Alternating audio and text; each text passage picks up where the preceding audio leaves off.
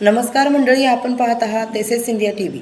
जयंतीनिमित्त कालकथित जयराम अर्जुनराव कांबळे यांना विनम्र अभिवादन। भारतीय दलित पॅथरचे कार्याध्यक्ष महाराष्ट्र संजय भाऊ कांबळे यांचे वडील कालकथित जयराम अर्जुनराव कांबळे यांच्या जयंतीनिमित्त त्यांना विनम्र अभिवादन करण्यात आले। यावेळी त्यांच्या प्रतिमेला पुष्पहार अर्पण करून त्यांच्या स्मृतींना उजाळा देण्यात आला। यावेळी उपस्थितांनी जयराम अर्जुनराव कांबळे यांनी समाजासाठी दिलेल्या योगदानाचे स्मरण करत त्यांच्या कार्याचा आदर्श घेऊन सामाजिक बांधिलकी जपण्याचा संकल्प व्यक्त केला। त्यांच्या विचारांचा आणि कार्याचा वारसा पुढील पिढ्यांसाठी प्रेरणादायी असल्याचे मत यावेळी व्यक्त करण्यात आले।